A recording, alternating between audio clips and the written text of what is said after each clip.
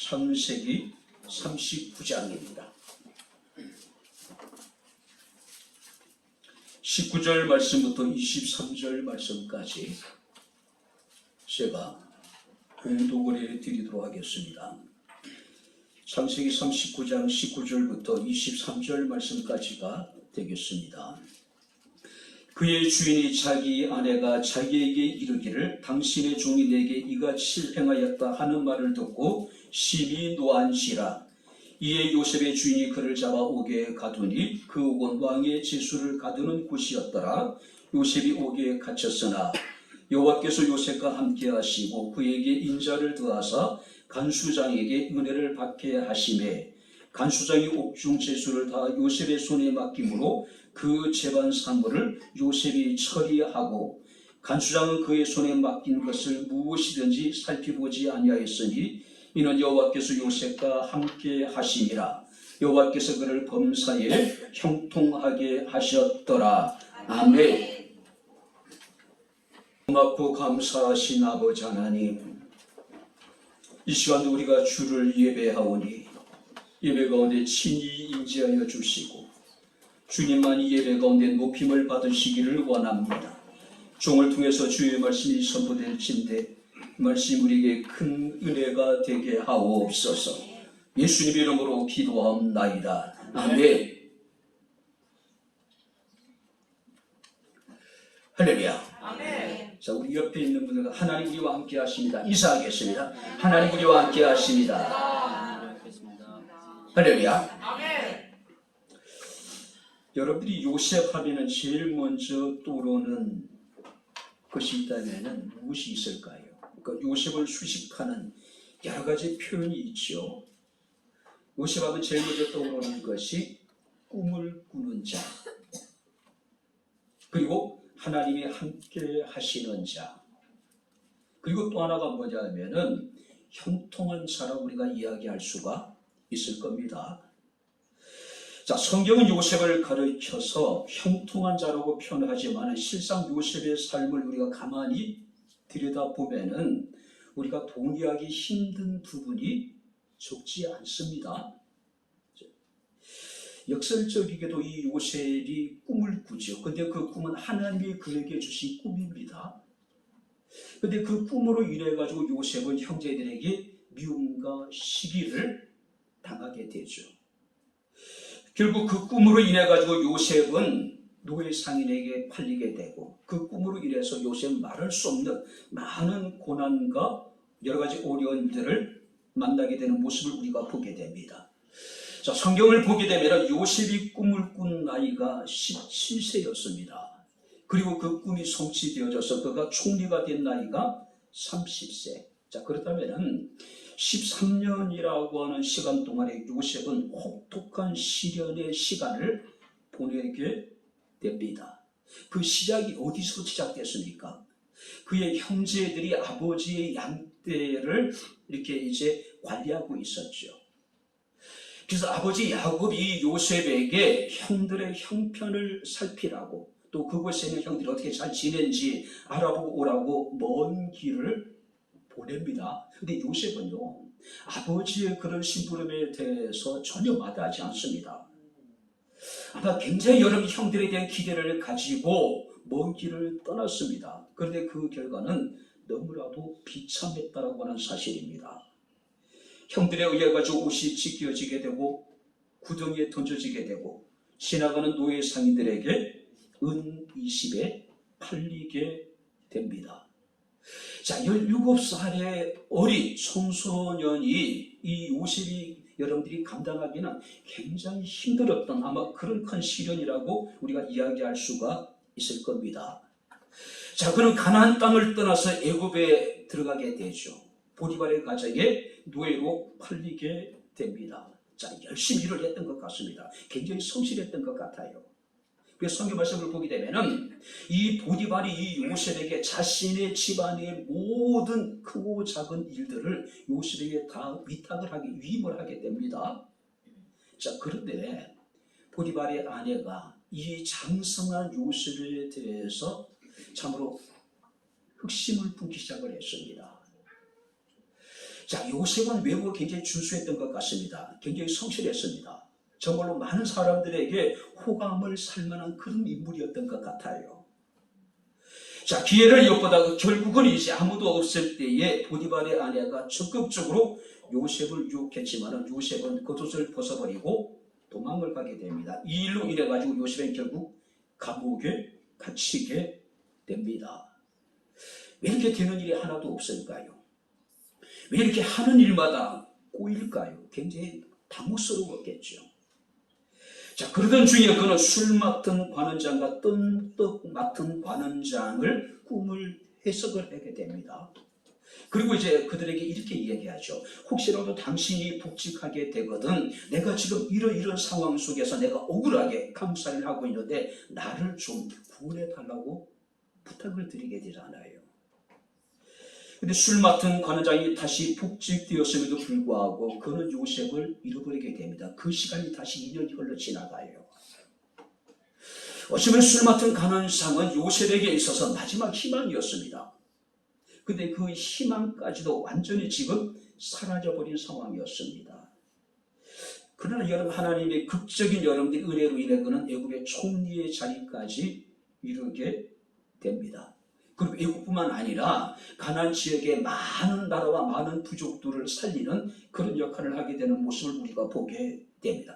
그야말로 우리가 요셉의 삶을 보게 되면은 극과 극을 치닫는 삶이었습니다. 자, 많은 사람들이 이런 삶에 대해서 참으로 드라마틱하다고 표현을 하죠. 근데 우리가 단지 그렇게 표현하기는 요셉의 삶이 굉장히 난해할 수밖에 없었겠죠. 그죠? 우리가 창세기 39장 말씀을 보게 되면 성경은 요셉의 삶에 대해서 하나님이 함께 하셨다라고 말씀하고 있습니다. 그것도 4번에 걸쳐가지고. 그리고 이제 요셉이 형통했다는 이야기가 3번에 걸쳐서 등장하게 되는 모습을 우리가 보게 됩니다. 자, 요셉이 하나님과 함께했고 하나님이 요셉을 형통하게 했다라고 이야기를 하는데 여러분들 한번 생각해 보시기 바랍니다. 요셉이 아버지 집에서 아버지의 사랑을 독차지하며 아버지가 그에게 지어준 채색 옷을 입고 있을 때에 성경은 하나님 요셉과 함께 했다는 이야기가 없어요. 그때 요셉이 형통했다는 이야기가 없습니다. 자, 요셉이 극한 환난을 당고 고난을 당하게 될 때에 성경은 요셉과 하나님이 함께 하셨고 하나님이 요셉을 형통하게 하셨다라고 말씀하고 있음을 우리가 보게 됩니다. 자, 가장 어렵고 힘들 때 한 치 앞을 내다볼 수 없는 절망적인 상황 속에서 하나님 요셉과 함께 하셨고 하나님 요셉을 형통하게 하셨다는 사실이에요. 자, 그런데 우리가 형통이라고 생각할 때 제일 먼저 떠오르는 단어가 뭡니까? 만사예요. 만사 형통. 어떤 의미일까요? 모든 일이 자신이 원하는 뜻대로 이루어지게 될 때 우리는 만사 형통이라고 이야기를 합니다. 만약에 그런 기준이라면은 요셉은 만사 형통한 사람이었을까요? 우리가 인정할 수 없죠. 멜리사가 뒤틀립니다. 요셉의 삶을 보게 되면 제대로 되는 일이 하나도 없는 거예요. 자, 그럼에도 불구하고 성경은 요셉을 형통한 사라고 규정을 하고 있다는 사실이에요. 요셉이 형통할 수 있는 비결은요, 그가 위대한 꿈을 꾸기 때문이 아닙니다. 요셉에게 남보다 탁월한 지혜나 능력이 있었기 때문에 그가 형통한 것이 아니었다는 사실이에요. 도덕적으로 그가 다른 사람들보다도 고상했기 때문에 성경은 그가 형통했다고 이야기하지 않습니다. 성경은 오직 요셉의 형통에 대해서 이렇게 말씀하고 있습니다. 여호와께서 요셉과 함께 하심으로 그가 형통한 자가 되어, 할렐루야. 여호와께서 그와 함께 하심으로 그가 형통한 자가 되었다라고 이야기를 해요. 반복되는 이야기인데 상식적으로 요셉이 가장 형통할 때가 언제였을까요? 12형제 가운데 그는 아버지 야곱의 사랑을 독차지했던 인물이잖아요. 형제들 그 누구에게도 지어주지 않았던 채색 옷, 그러니까 쉽게 이야기하면 수천만 원대의 명품 옷을 요셉은 걸쳤단 말이에요. 그때가 요셉의 황금기가 아닐까요? 어쩌면 그때가 요셉이 형통할 때가 아니었을까요? 근데 성경은 그때라고 이야기하지 않아요. 온갖 고난을 거치고 그가 천신만고 끝에 애굽의 총리가 되어서 천하를 호령할 때 그때가 요셉이 형통했을 때일까요? 근데 성경은요, 그때가 요셉이 형통할 때라고 이야기하지 않는다는 사실이에요. 형들에 의해 가지고 노예에 팔리고 보디발의 가정에서 참 힘겨운 시간들을 보내고 있을 때에 그가 모함을 받아서 감옥에 갇혔을 때에 성경은 그때서야 요셉이 형통하였다라고 이야기를 하고 있습니다. 가장 여러분들이 인생의 절체절명의 위기 속에서 절망적인 상황 속에서 하나님이 그와 함께 하셨고 하나님께서 그와 함께 하심으로 인하여서 요셉이 형통한 자가 되었다라고 성경에 말씀하고 있습니다. 혹시라도 지금 여러분들의 인생이 어렵고 힘든 시기를 우리가 보내고 있다면 어쩌면 지금 우리가 하나님과 함께 할 때가 아닐까요? 지금 우리 인생에 여러분들이 가장 형통한 시기가 될 수 있지 않을까요? 왜냐하면 하나님은 모든 것을 합력하여서 우리에게 선을 이루시는 분이기 때문에 그렇습니다. 할렐루야. 요셉이 총리가 된 것은 형통의 결과이지 그 자체가 형통이 아니었다는 이야기예요. 하나님이 함께하는 그 자체가 요셉에게 형통한 삶이었다는 거예요. 자, 그렇다면 우리는 요셉을 통해서 하나님과 함께하는 바로 형통한 삶의 어떤 여러분들의 모습을 우리가 살펴보면서 우리가 함께 시간 은혜를 나누도록 하겠습니다. 자, 19절 말씀 우리 다시 한번 같이 읽겠습니다. 그의 주인이 자기 아내가 자기에게 이르기를 당신의 종이 내게 이같이 행하였다 하는 말을 듣고 심히 노하였다라고 이야기를 합니다. 그리고 20절 말씀 보시기 바랍니다. 이에 요셉의 주인이 그를 잡아오게 가두었더니 그 온 왕의 제수를 가두는 곳이었더라. 요셉이 옥에 갇혔으나. 정말 되는 일이 없죠. 그죠? 꼬여도 이렇게 꼬이는 인생이라면 참 얼마나 고통스럽고 비극적일까요? 그죠? 형제들이 미움을 받아서 팔렸습니다. 애국까지 와서 보디발의 가정의 노예가 되었습니다. 정말로 성실하게 부지런 일을 했더니 그 가정의 가정 총무로서 인정을 받게 됩니다. 이제는 뭔가 좀 숨을 쉴 만한 그런 상황이었잖아요. 근데 보디발의 아내가 수시로 이 요셉을 유혹을 합니다. 성경 말씀을 보니까 이 요셉은 하나님을 경외하는 믿음을 가진 사람이었습니다. 자신의 주인에 대한 의리를 시킨 사람이에요. 그 결과 그는 여러분들이 어떻게 됩니까? 보디발의 아내에 의해 가지고 감옥에 갇히게 됩니다. 그런데 보디발이요, 이상한 여러분들이 모습을 보입니다. 자, 당시 여러분들이 애굽의 법에 의하면요, 무죄가 증명될 때까지는 유죄예요. 우리나라 법은요, 유죄가 확정될 때까지는 무죄 원칙이 적용이 되잖아요. 그런데 애굽은 그렇지 않았단 말이에요. 스스로가 자기 자신이 무죄함을 증명을 해야 돼요. 자신의 무죄가 증명되기까지는 유죄로 감옥에 갇혀야 됩니다. 일반적인 범죄자들은 재판이 열 때까지 감옥에 가둡니다. 근데 굉장히 열악해요. 재판을 받기 전에 그 열악한 환경에 사람들이 병이 들어 죽는 경우가 허다했다는 이야기예요. 그리고 대부분의 사람들은 재판을 받지 않고 바로 그들은 처벌을 받았습니다. 그리고 여러분들이 이 애국의 유력한 자들이 있지 않습니까? 이런 사람들은 그들을 위해서 특별히 어떤 이제 그 왕궁의 방이라든지 또 저택 같은 곳에다가 이렇게 이제 임시로 어떤 가택연금 형식으로 이렇게 이제 가두는 경우가 있었단 말이에요. 자, 여기서 이 요셉이 갇힌 감옥이 왕의 제수들의 감옥이래요. 그러니까 일반적인 감옥이 아닙니다. 그죠? 당시 여러분들이 이 애굽의 범죄 여러분의 형벌에 의하면은요, 강간을 시도만 해도 1000대 매를 때렸어요. 여러분들이 1000대를 맞고 살아남을 사람이 없지요. 그렇지 않습니까? 도둑이, 노예가 자유인을 범할 경우에는 재판이 없이 그 자리에서 즉결처분시켜버려서 죽여버렸단 말이에요. 자, 여기서 요셉은 가정의 총무이긴 하지만은 일개 노예에 지나지 않습니다. 아니, 노예가 감히 여주인을 강간을 하려고 한 이 사건이에요. 보디발의 시비 노했다고 이야기합니다. 당장이라도 쳐서 죽게 될 상황이에요. 근데 보디발이 어찌된 일인지 요셉을 죽이지 않습니다. 왕의 제수들을 가둔 감옥에다가 보내고 있는 거예요. 아마 처음에는 굉장히 분노했겠지만 여러 가지 정황들을 살피고 난 이후에 보디발은 요셉을 죽이기보다는 요셉을 왕의 제수들을 가두는 감옥에다가 아마 가뒀다는 것이죠. 도대체 지금 이 보디발이 무슨 생각을 하고 있었을까요? 보디발은 지금 요셉을 더 신뢰했을까요?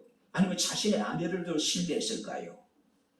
우리가 보디발의 여러분들이 이 처분을 보게 되면은 이 보디발은요, 자신의 아내보다도 요셉을 더 신뢰했던 것 같아요. 요셉을 더 신뢰했던 것 같습니다. 왜 그랬을까요? 지난 11년 동안 요셉이 자신의 집에 와서 17살 때부터 지금 여러분들이 거의 30이 다 된 나이 이르기까지 얼마나 그가 성실했는지 누구보다도 보디발이 잘 알고 있었기 때문에 그래요. 그래서 보디발은 자신의 집안에 있는 모든 일들을 다 요셉에게 임을 했잖아요. 그리고 중요한 것은 여호와께서 요셉과 함께 하심을 보디발이 보았대요. 보디발이 생각하기에는 요셉은 절대로 자신의 아내가 주장하고 있는 대로 그런 일을 행할 사람이 아니라는 것을 알고 있었다는 이야기예요. 이 요셉의 결백을 인정하고 있었다는 이야기입니다. 자, 그렇다면 이 요셉의 입장에서는 보디발의 아내가 원망스럽지 않을까요? 그죠?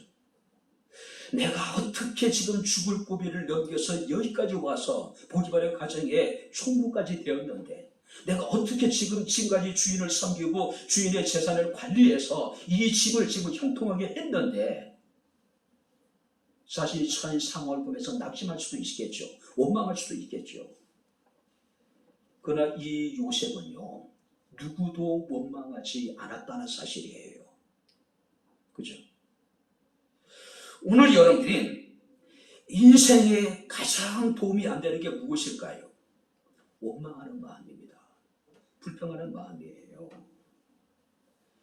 요셉은 자신과 함께 하시는 하나님을 온전히 신뢰했습니다. 하나님이 이것저것 협력해서 반드시 자신에게 선을 이룰 것을 확신했다는 사실이에요. 그리고 하나님이 자신에게 주신 그 꿈을 하나님 이루실 것을 알았기 때문에 그를 원망하지 않았다는 거예요. 동화작가 안데르센이라는 사람이 있습니다. 굉장히 가난한 가정에서 태어났어요. 아버지는 알코올 중독자였고 어머니는 남의 집에 빨래를 하면서 어린 자식들을 가정을 돌보았던 그런 불행한 가정에서 태어났습니다. 알코올 중독자였던 아버지는 밤마다 술에 취해서 집에 돌아오면은 가족들을 때리고 그야말로 늘 하루하루가 지옥 같은 그런 상황이었습니다. 자, 그래도 불구하고 그는 훗날에 이런 고백을 하게 됩니다. 나는 어려운 환경 속에서 내게 베풀어진 축복만을 생각하고 결코 원망하지 않았다. 아니, 가난한 집안 알코올 중독자의 아버지, 계속되는 가정 내 어떤 폭력, 이런 중에도 그는 고백하기를 나에게 베풀어진 축복만을 생각하고 나는 결코 원망하지 않았다. 아버지에 대해서도 좋은 추억만을 그는 간직하고 있습니다. 그 술 주중뱅이고 알코올 중독자였음에도 불구하고 수시로 폭력을 행했음에도 불구하고 안데르슨을 옆에다 두고 재미난 이야기들을 많이 해주었다 그래요. 그러면서 그는 상상의 나래를 펼치게 됩니다. 꿈을 가지게 돼요.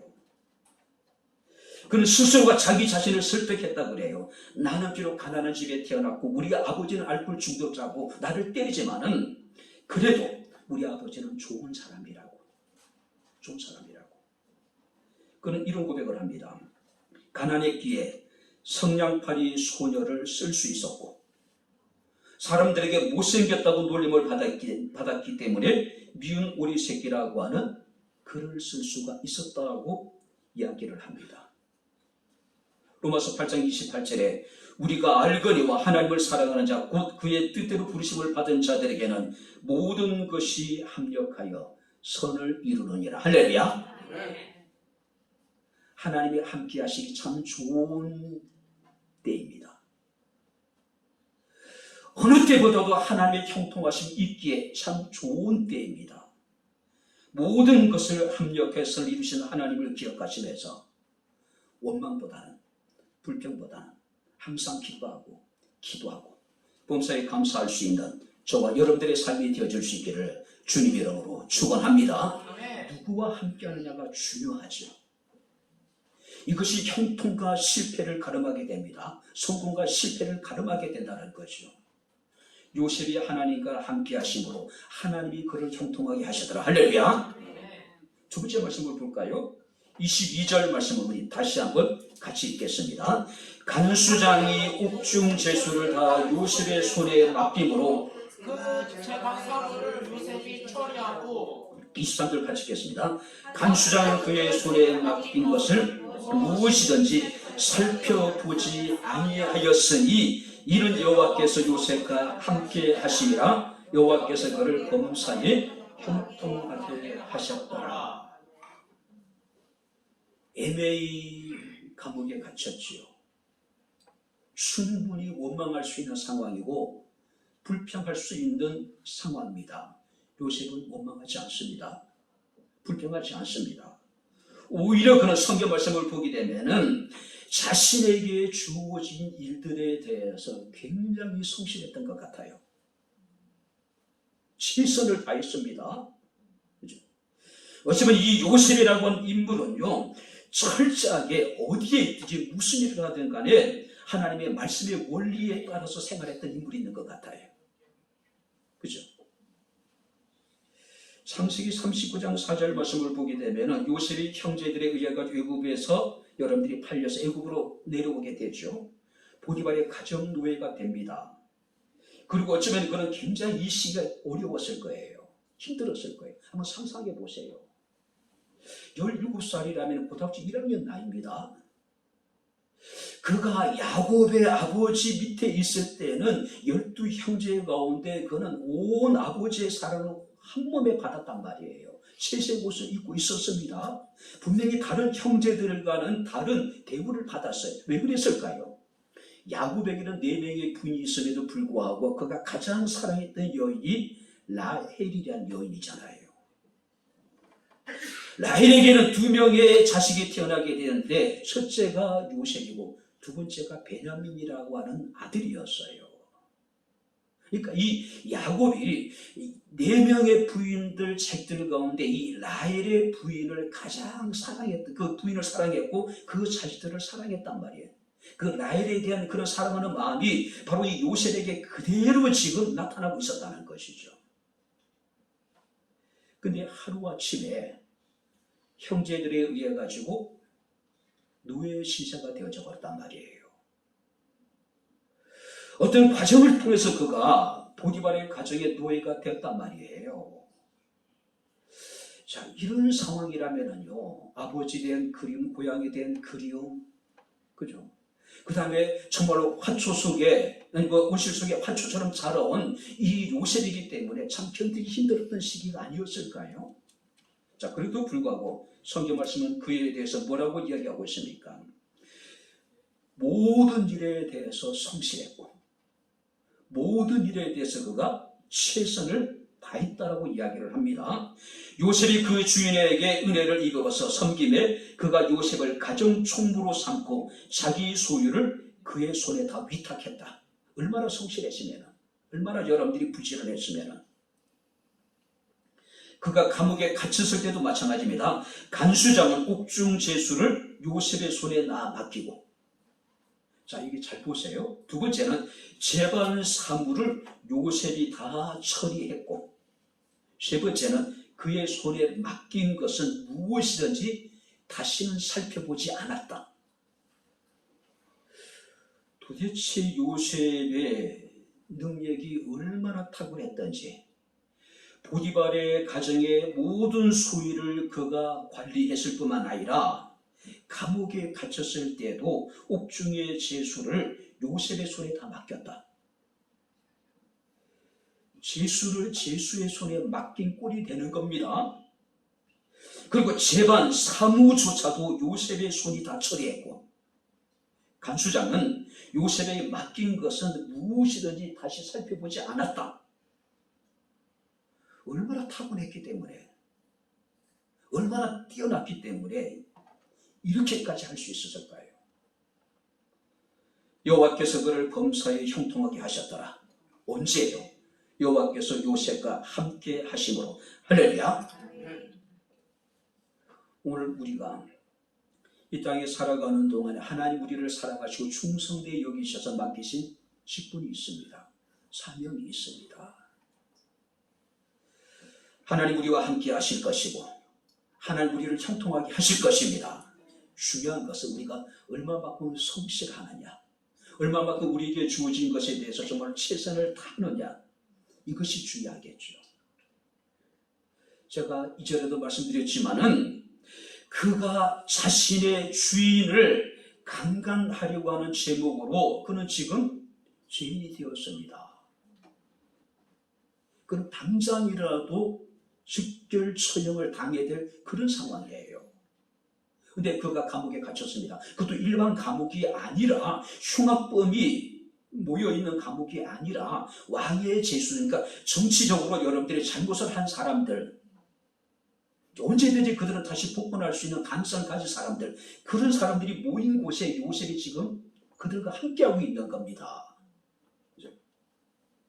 그런데 재반 모든 업무를 요셉이 다 처리했대요. 요셉이 감옥에 간 이후에 술 맡은 관원장도 들어옵니다.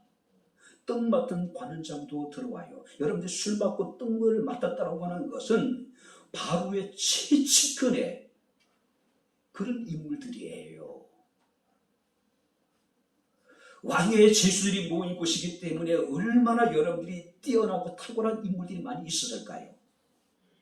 그런데 그들을 다 맡아서 관리했던 인물이 요셉이라는 거죠. 감옥의 모든 재반 사무를 다 요셉이 처리했다는 이야기죠. 그리고 간수장은 그에게 맡긴 것은 무엇이든지 다시는 살펴보지 않았다. 왜? 다시 확인할 필요가 없을 정도로 그가 성실했다는 이야기죠. 자신을 판 형제들을 원망할 수 있을 것이고 자신을 모함한 감옥에 가둔 보디발의 아내를 원망할 수도 있었을 것입니다. 그러나 그는 원망하지 않았습니다. 불평하지 않았습니다. 자신이 처해진 상황 속에서 자신에게 주어진 일들을 최선을 다한 거예요. 혹자는 그런 이야기합니다. 하나님 우리에게 원하시는 것은 성공이 아니라 성실이다. 할렐루야. 네. 많은 사람들은 성공을 쫓아갑니다. 성공을 원해요. 근데 하나님이 우리에게 오늘도 원하시는 건 무엇입니까? 우리의 일상의 생활 속에서 성실한 삶이에요. 에베소서 6장 5절 말씀을 보게 되면 종들아 두려워 떨며 성실한 마음으로 육체의 상전에게 순종하기를 그리스도께 하듯 하라. 요셉이 그러하지 않았을까요? 요셉이 그러하지 않았을까요?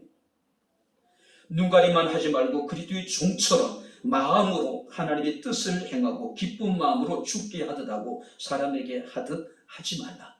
요셉이 그러하지 않았을까요? 그죠? 마지막으로 세 번째 우리가 성경 말씀을 보게 되면은 요셉을 수식하는 여러 가지 표현 가운데 하나가 뭐가 있을까요? 요셉은 꿈을 꾸는 자. 그 학생들 이렇게 가구들 보게 되니까 강구를 가끔 나오더라고요. 꿈꾸는 요셉. 그러니까 메이커 이름이 꿈꾸는 요셉이에요. 꿈꾸는 요셉. 요셉은 꿈을 꾸는 사람입니다. 그리고 그 별명도 꿈꾸는 자였잖아요. 우리가 창세기 37장 19절 말씀을 보게 되면은 아버지의 심부름을 받고 이 요셉이 형들을 찾게 됩니다. 근데 형들이 멀리서 요셉이 자신들에게 오는 모습을 보고 그들이 뭐라고 얘기합니까? 보라, 꿈꾸는 자가 오는도다. 우리가 그를 죽여서 그 꿈이 어떻게 되는지 보자라고 이야기를 해요. 형제들도 또 모든 사람들이 하나같이 인정하는 건 뭡니까? 요셉은 꿈을 꾸는 사람이라는 거죠. 요셉은 형제들에게 미움을 받아서 팔릴 때에도, 보디발의 가정에 노예로 살 때에도, 에메이 감옥에 갇혔을 때도, 술 맡은 관원장에 의해 가지고 철저하게 잊혀진 삶을 살았을 때에도 요셉은 자신이 가진 그 꿈을 포기하지 않았다는 사실이에요. 꿈은 그 사람의 크기를 결정합니다. 꿈은 그 사람의 미래를 결정합니다. 꿈은 그 사람의 인생을 바꿉니다. 꿈은 모든 환경을 초월할 수 있는 능력이 있습니다. 그래서 성경 우리에게 말씀하시기를 꿈이 없는 백성은 망한다라고 이야기를 해요. 꿈이 없는 사람은 미래가 없습니다. 오늘 내가 무엇을 소유하고 내 위치가 어디에 있느냐가 중요한 것이 아닙니다. 중요한 것은 내가 어떤 꿈을 꾸고 있느냐가 중요한 거예요. 하나님은 꿈을 꾸는 자와 함께 하신다. 할렐루야. 아멘. 그런 자들에게 삶의 위기가 찾아오고 고난이 찾아올지라도 궁극적으로 하나님께서는 그런 자들을 형통하게 하십니다. 하나님은 꿈을 꾸는 자를 통해서 역사하고 계십니다. 요셉은 자신의 꿈을 하나님이 주셨고 그가 꾸고 있는 것이 하나님의 꿈이었고 하나님은 요셉의 꿈을 통해서 당신의 역사를 이루기 원하셨어요. 요셉은 그 꿈이 이루어질 것을 분명히 확신했습니다. 그리고 하나님께서는 요셉을 위해서 요셉의 꿈을 이루기 위해서 또 다른 무대를 하나님께 준비하고 계셨죠. 그것이 어디였습니까? 바로의 궁이었다는 사실이에요. 자, 오늘 여러분들 우리가 요셉의 인생을 한번 간단하게 한번 여러분들이 한번 살펴보세요. 형제들의 미움을 받은 형제들의 손에 의해 가지고 노예 상인들에게 팔리죠. 노예 상인들에 의해 그가 보디발의 집에 여러분들이 팔리게 됩니다. 보디발의 손에 의해 가지고 술 맡은 관수장에게 여러분들이 그가 가지요. 그리고 술 맡은 관장을 통해서 그는 바로 왕 앞으로 나가게 됩니다. 일련의 과정들을 우리가 살펴보게 되면요, 하나님은 이 과정들을 통해서 요셉을 점점 하나님께서 요셉에게 주신 꿈에 가깝도록 그렇게 인도하고 계신 거예요. 만약에 그 형제들이 요셉을 팔지 않았다면 요셉이 어떻게 애국까지 내려갈 수 있었을까요? 어떻게 그가 바로 앞에 설 수 있었을까요? 어떻게 그가 총리의 자리까지 오를 수 있었을까요? 형제들에게 미움을 받고 형제들의 손에 의해서 노예 상인들에게, 노예 상인들의 손에 의해서 보디발에게, 보디발로 인해 가지고 술 맡은 관원장을 만나게 되고 술 맡은 관원장의 손에 이끌려서 바로 앞에 서게 되고, 하나님은 반드시 우리의 꿈을 이루신 하나님이라는 사실을 믿으시길 주의 이름으로 축원합니다. 요셉이 겪었던 고난의 하나하나 과정을 보게 되면은 하나님이 그 고난을 통해서 요셉을 총리의 자리까지 이르게 하는 여러분 디딤돌로 삼으신 거예요.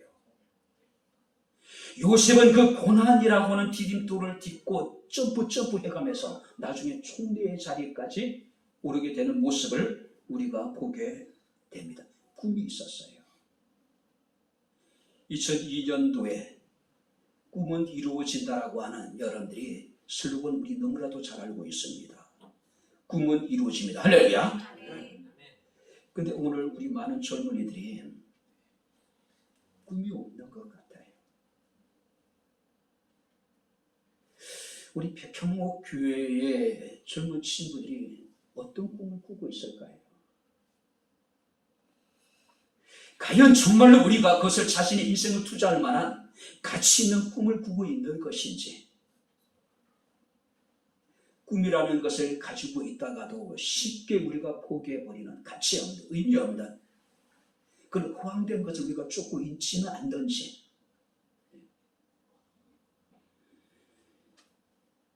꿈이 없는 아이들의 모습을 보면서 굉장히 마음이 상할 때가 많이 있습니다. 예배를 드리면서도 하나님 된 기대도 없고, 하루를 살아가는 것 같은데도 인생에 자신의 목숨 걸고 추구할 만한 꿈을 갖지 못한 사람들, 그 꿈이라는 게 정말로 가치 없고 의미 없고, 어쩌면 인생에 표현하지 않는 게 좋을 것 같습니다. 함비아라고 하는 이제 여행가가 있습니다. 이분이 이제 그 아프리카를 방문하게 되는데, 에이즈가 창궐하고 가뭄이 극심한 잠비아 지역을 이제 지날 때였습니다. 어느 집을 지나는데 다 쓰러져가는 벽에 십자가가 그려져 있습니다. 그리고 그 밑에는 하나님은 어떤 경우에도 당신을 사랑하십니다라고 하는 문구가 써 있더래요. 그래서 호기심에 조심스럽게 그 집에 들어갔습니다. 그 집에는 20살 전의 청년이 성경을 읽고 있습니다. 얼굴이고 목이며 양손에 부스럼이 가득해서 딱 한눈에 보기에도 에이즈 말기 환자라는 거죠.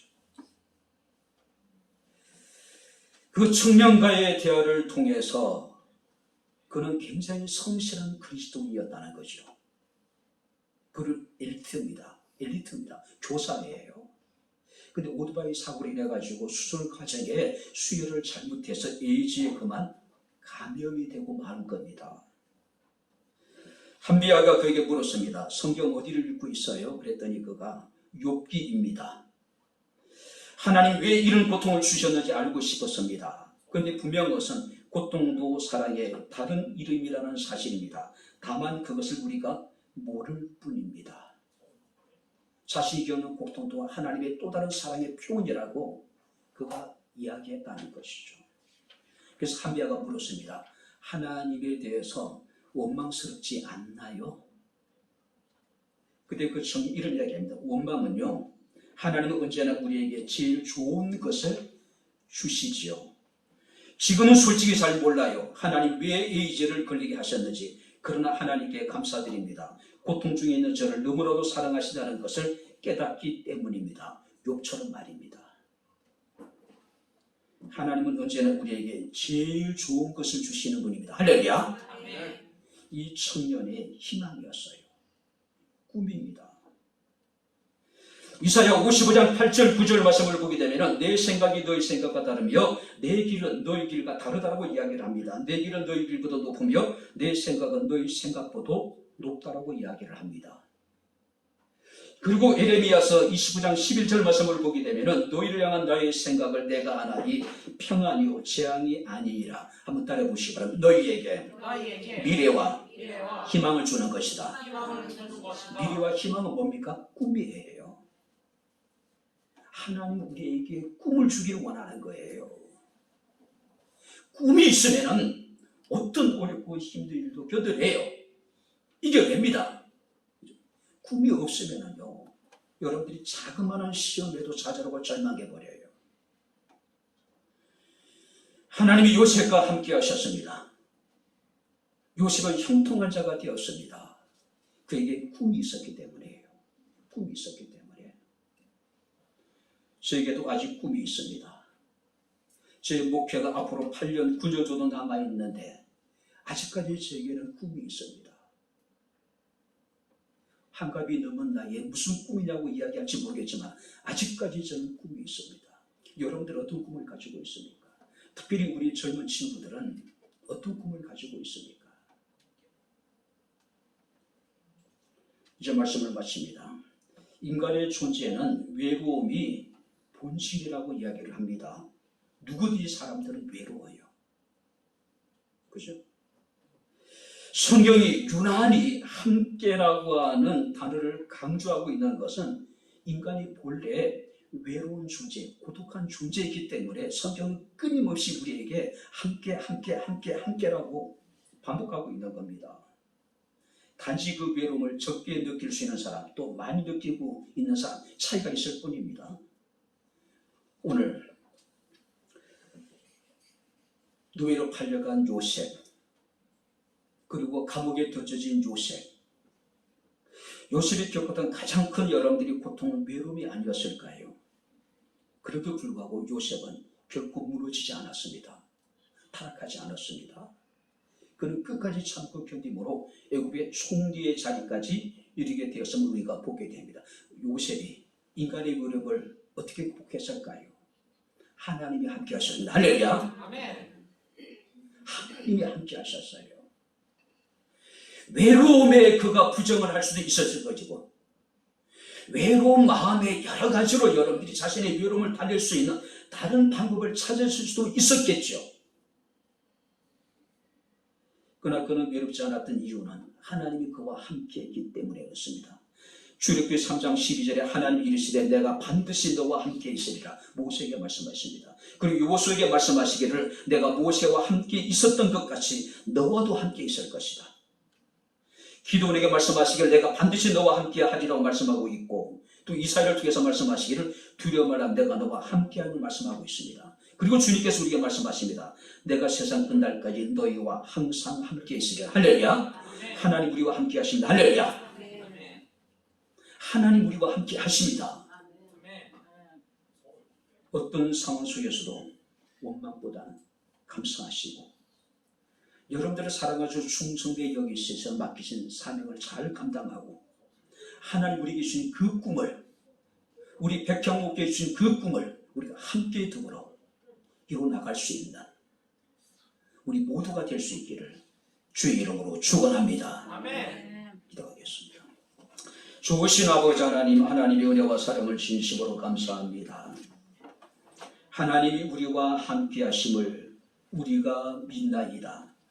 어떤 상황 속에서도 하나님 우리와 함께 하시며 우리의 삶의 모든 일들을 협력해서 선을 이루신 하나님을 우리가 믿습니다.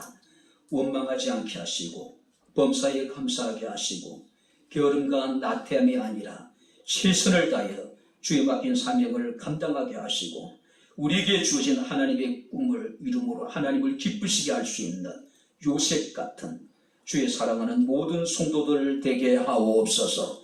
예수님 이름으로 기도합나이다. 아멘. 이제는 우리 주 예수 그리스도의 은혜와 하나님의 크신 사랑과 성령님의 교통 교제의 충만 역사 인도하심이 늘 하나님과 동행하는 삶을 통해서 하나님의 형통케 하신 은혜를 입기를 원하는 소원하는 주의 사랑하는 모든 성도들 머리머리 위에 저들의 가정과 직장과 사업장과 이 교회와 이 나라 이 민족 위에 지금부터 영원토록 함께 있을지어다. 아멘.